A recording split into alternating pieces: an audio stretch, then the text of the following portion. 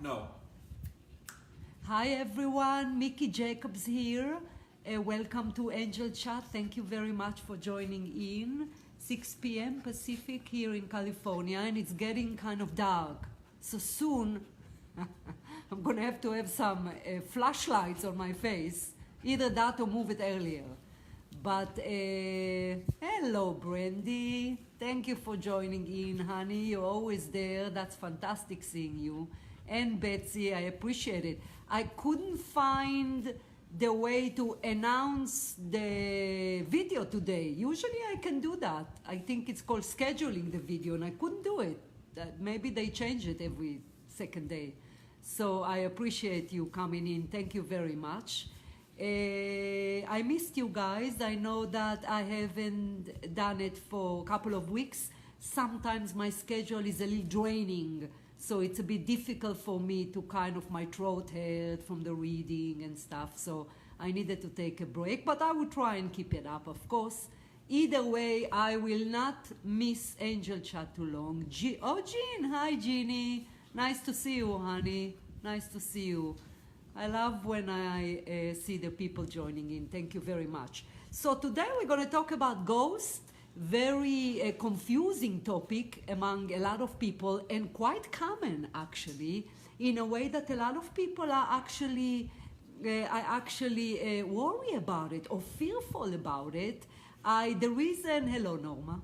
The reason I put Hollywood, because I believe that from what I hear people describing ghosts or perhaps thinking certain perspective about the phenomenon of ghosts, I can tell that they're influenced by the movies. So nonetheless, to take it more seriously, it is fearful for a lot of people. And for those of you that have kids, if the parents sometimes fearful, then the children are fearful. I don't mean babies, but I mean maybe a 5 or 6 year old. So it can kind of pass on to the children if parents insist that they have a ghost in their home.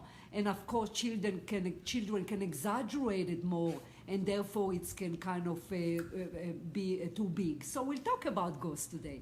So first and foremost, when people ask, are ghosts real? Of course they are real.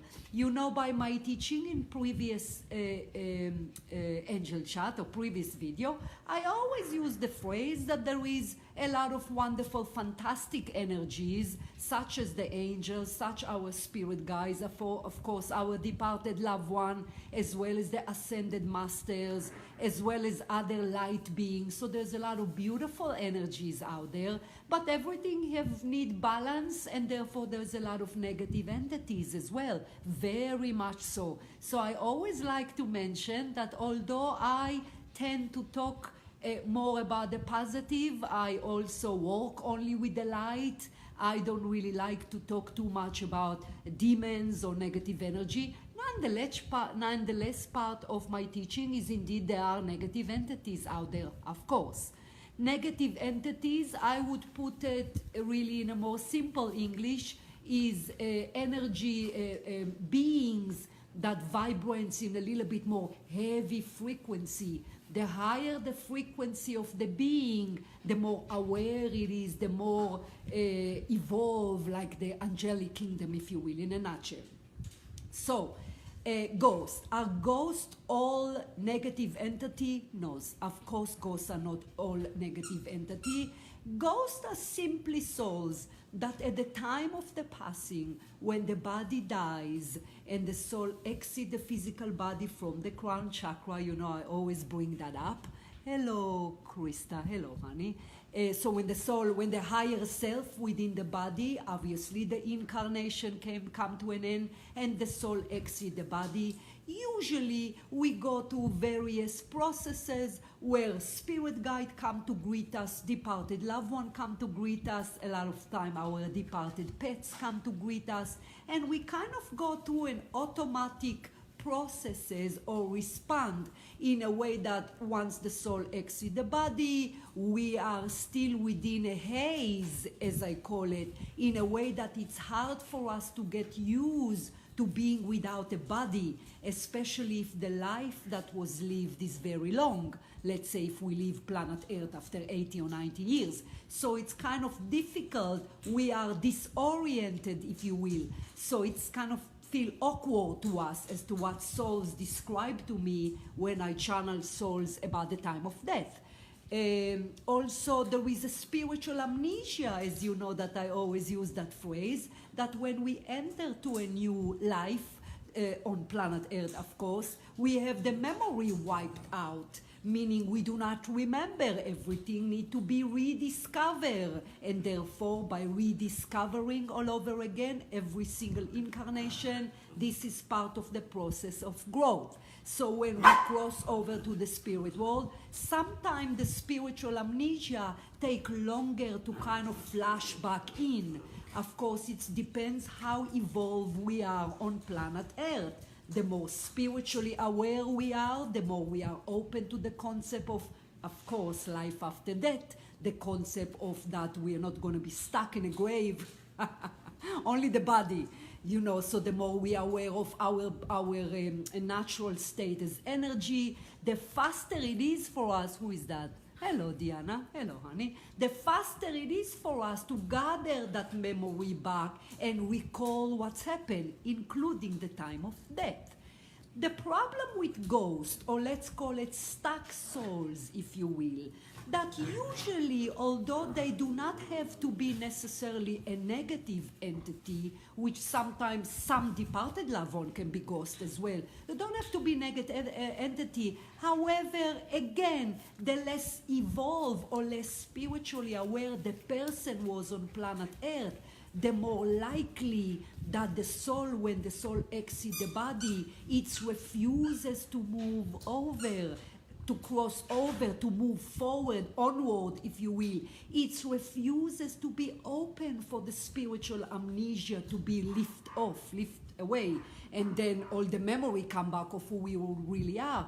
It's even cases of ghosts or stuck souls even forget their spirit guide, because when we exit the physical body and our spirit guide, which is our teachers, which we've known for many, many, many thousands of lifetimes. So when we exit the body, the reason the spirit guide come to greet us, because we know someone familiar.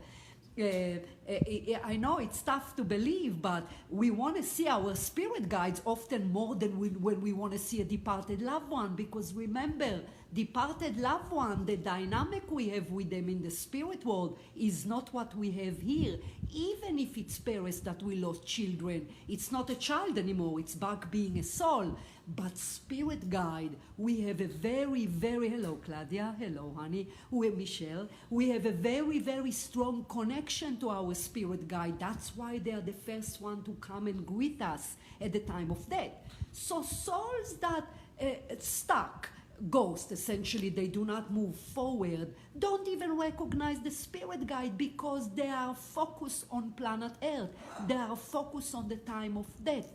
They are tainted by what's happened, by identification with planet Earth, whether it is a soul that did not want to leave planet Earth at the design time. Remember also my teaching, when we leave planet Earth is the time when we're supposed to leave planet Earth. Of course, sometimes there are real accidents, as I call it, but very rare, because usually we would exit planet Earth at the right time and the right manner as to what not we, Mickey, we the soul, pre-designed prior to entering the body. However, a soul that is stuck and refuses to move forward, that doesn't gain the memory back, doesn't remember the time of death, doesn't remember that the soul indeed chose that time of death and that manner of death. A lot of time, ghosts or stuck spirit are suicide souls in a way that they refuse to accept the fact that they cut the life short. I know it's sad and funny, not haha funny, but funny, that soul often tell me that they were trying to jump back in the body, refuse to accept the fact that the life, or this life, of course, the life of planet Earth is done. Now, The problem here, the dilemma, if you will, that our spirit guide have, is that we have free will. The free will is here on planet Earth. Other dimension, the free will extend to who we are as soul, even in the spirit world. So when a soul refuses to move forward, no matter how encouragement the spirit guide try to help a soul like that, they do not allow to interfere with the final action in a way that they do not allow to interfere here. So souls, us, human souls, we have a free will to decide whether we want to move forward, whether we want to hang around the surviving family. Some souls hang around the surviving family long time, some don't. Some move forward faster with the processes, and some, unfortunately, choose to remain stuck between the spirit world and the dimension of planet Earth. Sometimes people, we're going to talk about near-death experience, because in my work as a chaplain in the hospital, I actually quite come across a lot of patients that share with me the near-death experience. So they are fascinating. It's one thing to read about near-death experience in books and to actually hear it from people. So I thought in the next angel chat, I will talk about near-death experience. I'm bringing near-death experience because usually souls or human beings that came back, essentially didn't die, they describe that bridge or that tunnel that kind of connect between the dimension of planet Earth and the spirit world. Some people or soul call it the gateway, if you will, the door, the entrance to the spirit world, energetically, of course. So ghosts stuck in that area between planet Earth dimension, meaning right after we exit the body, whether it is the hospital room, whether it is the hospice care, whether it is the house. So the soul remain around planet Earth and refuse to pass through that gateway or bridge or channel and move forward with the spirit world. So that's kind of where ghosts are, if you will. Now, of course, remaining around planet Earth, they're very dense. They are unable to enjoy the spirit world because the process of continue onward to the spirit world was not complete. And because, once again, free will, there is nothing a spirit guide can do other than continue to encourage the soul. Of course, other light beings come also and help the soul to realize where they are, departed loved one. Pets would do that to kind of awaken the memory. But from my experience with ghosts, if you will, since obviously that's the topic, is once a soul have their mind set on identified with what's happened, identified with the life that was ending, identified with the life as if there was no death. In their mind, they repeat the act of the suicide or repeat the energy of the life. They kind of identified with the money they did, with planet Earth, with possession, sometimes with family, does absolutely refuse to leave the family, and therefore they are stuck around here.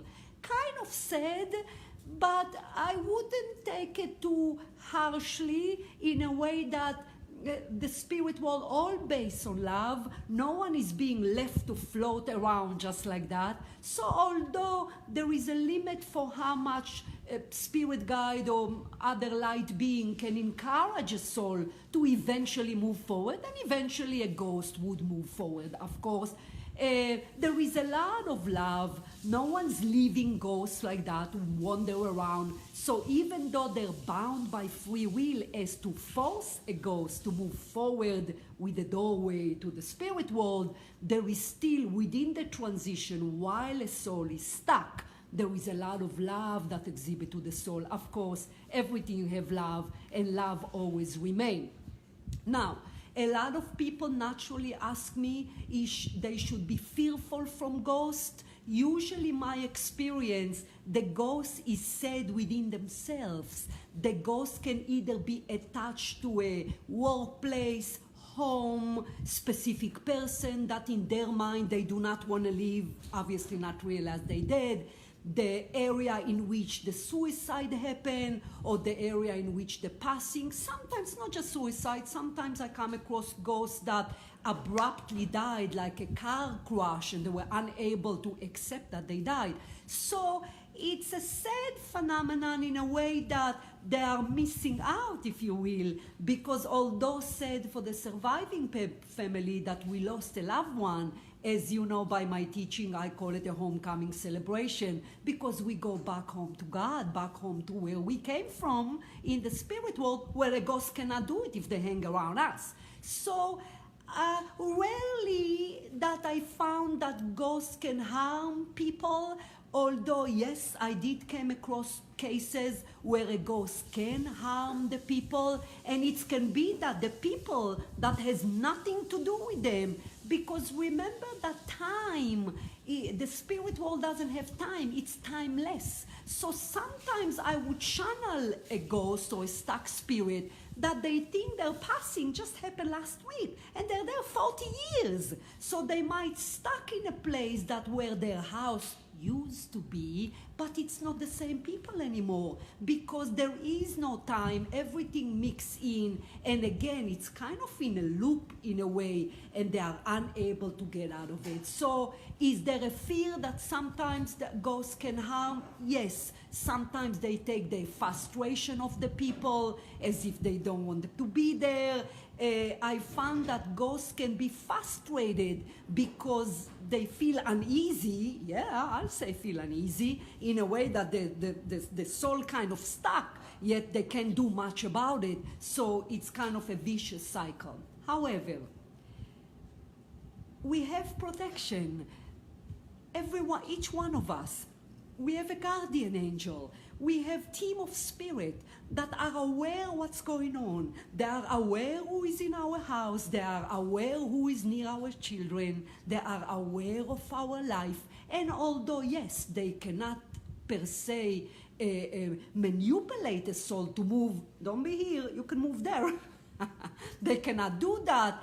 They are very much providing additional protection if indeed they realize that a ghost or a stuck soul can be harmful. So I would, if a lot of people email me and absolutely certain there is a ghost, very, very rare it's actually an accurate case of a ghost, because a lot of time there are a lot of noises in our home that simply happen from departed loved one that visit us, or from our spirit guide, or from our angel. You know, for those of you that had readings with me, my office is upstairs and we kind of live here. There's a dog in here.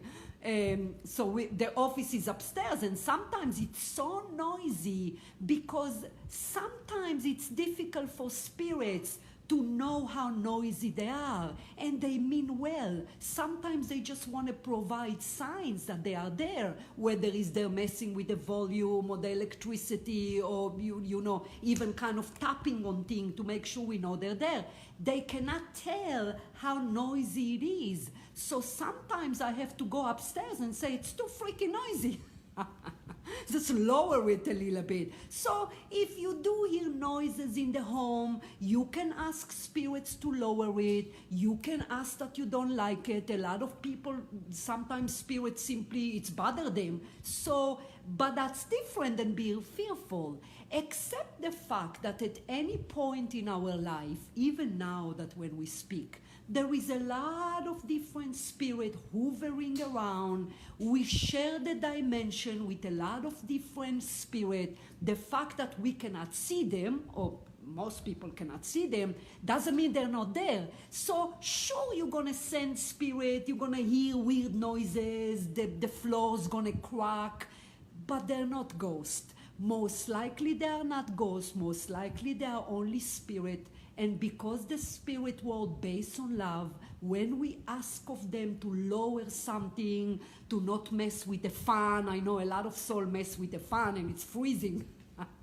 So you can ask them, just move to another sign, and of course they would respect and honor our wish and do that. Ghost will not, because there's no connection. They are self-absorbed within themselves. They don't think about the overall growth of the soul and moving onward. In a way, it's sad because they are self-absorbed. But again, it is very, very rare. Now, a lot of people ask me, how would they know if it's a ghost, harmful or not? And how would they know if it's just a harmless energy, like a spirit guide or angel? Because it will continue, because it will not go away, because you would sense uneasy. I'm not talking about fear. You got to make sure that you work on your fear first, which why I'm explaining that there's always going to be some noises around us. Specifically, the more open we are to spirituality, the more we're going to be able to sense it. So there is a certain energy to ghosts or to stuck soul. You kind of feel that it doesn't go away. You feel that a house, you almost feel that someone's watching you, if you will. A lot of people tell me, almost feel like they don't leave, always there, because most of the cases of people that tell me there is something there, they would shoot me an email panicky, and I explain to them what to do. Just tell them to go away or lower the intensity or not be too noisy, and they would email me later that the problem went away. Of course. Well, stuck spirit don't do that. So what do you do with that? You can call someone. Okay, I guess you can call a medium. What I do, you can do. What I do, if people call me to their home, which I go rarely, I wouldn't say really often. If I go, I would indeed assess if it's a stuck spirit. The first thing you want to do is you want to call on the archangels, because what the archangel, with the help of the mediator, if you will, kind of remind the ghost where it is. You want to close the eyes, you want to visualize them in the light, you want to sage the home. Really, really. Hold on, Michelle, I'll touch that in a minute. So you wanna pray, essentially. Prayer, of course, are very powerful. They invoke a lot of positive energy. They invoke God. They invoke the archangel. Pray to the soul. Ask them to move forward. So that's really, I guess, a similar when we watch those Hollywood movie, when they ask them to move forward, because really that's what I do. I also sage the home, because sage is a herb from God. Fascinating. It's lift up all the energy, it's clear a space, whether you do a sage via smoke or a spray sage, there's all kind of different sage. So you clear it up, you ask them to move forward, and most important, is you keep your life light energetically. If you know that, let's say you have a stuck soul within your house, again, very rare, but let's say if you know that it doesn't go away, you're thinking of moving, observe your own lifestyle, because if your own lifestyle is heavy, you continue to attract the heaviness of that soul. What does that mean, heavy lifestyle? Drama would make lifestyle heavy. Addiction would make lifestyle heavy. Drinking, smoking, drug, fighting, ego, all that would project negative or would project heavy energy that in essence would be compatible to the energy of the ghost. So you can kind of, instead of becoming lighter, if you will, which why a lot of people just simply move, if possible, not that easy to move. So you try to change you sage the place, you open the window, you make sure your house is not cluttered to let the energy flow, and then of course you have to, you get help, you put your prayer. And very, very rare, I would say, over the years that I come across cases that were not solved, because eventually, despite the free will, there is always help. Now, Michelle, you were asking, is an attachment a ghost? Yes, but there is a reason why a certain human being would be attached by a negative entity, of course. Again, we get what we project. The more spiritual we are, the more light our lifestyle, let's call it spiritual lifestyle, if you will. The more, we don't have to be perfect, we don't have to be a nun or a priest, we don't have to be some guru. I'm just saying the life, your intention, authentically within, gotta be right. Your life has to be fairly authentic and lead by love. You will not possibly get an attachment because once again, the energies would not be compatible. It's like two magnets in the opposite direction. It just wouldn't stick. At the other hand, if you're specifically addiction, because naturally if people mess with being drunk and blackout and drugs, it takes the energy below awareness as opposed to above awareness, which what meditation does and spiritual lifestyle, below awareness. So when the energy is vibrant in a heavy frequency, you can attract an attachment. Is it common? No, very, very rare. So be with that. Don't think too much about it. I mean, just live life, know that, do your best. That's really all what Spirit expects us to do. If you fall down, you wake up in the morning and you try again and again and again and again until it sticks. Even the intention of becoming more or have a little bit more positive life, that's by itself will not attract any negative entity. Ghosts would not happen to be around you because again, there's no compatibility between the energy. Everything goes by similar, kind of similar energy. So usually that does not happen. So, and the most important thing I would like you, hello Liza, thank you honey. The most important thing I would like you to take is that it's normal to hear voices. I don't mean within us, even that is normal, I do.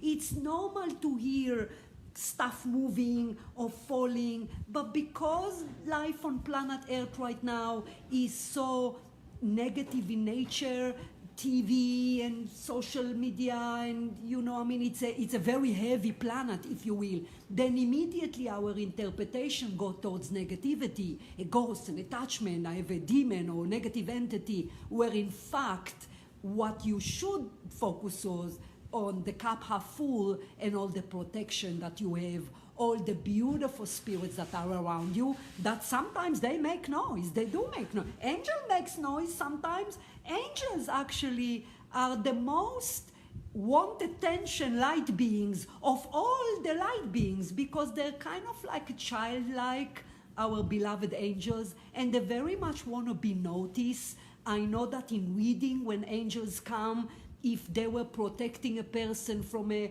accident or they kind of want to take credit, they're like, oh, it was us, because they're very light being. So they do actually want to, so sometimes they can tap us.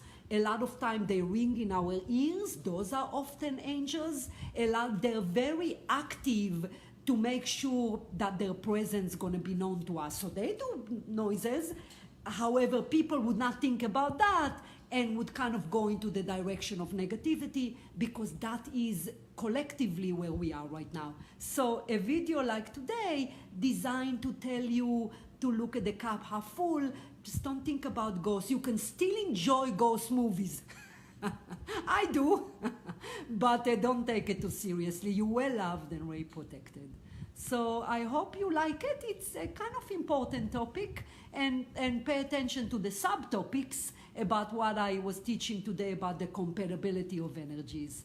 Thank you very much, guys. I love you being in the videos. I will see you next time and see if we can talk about near-death experience. If you have any requests for a topic, please do shoot me an email. I always welcome a fresh, new subjects other than Mickey's subjects. So thank you very much. Take good care, and I will talk to you next time. Mwah. Oh, I didn't bring dog today. There's no dogs. There's only Finn again, but he's sleeping. Next time. Talk to you next time. Bye. Bye, Michelle.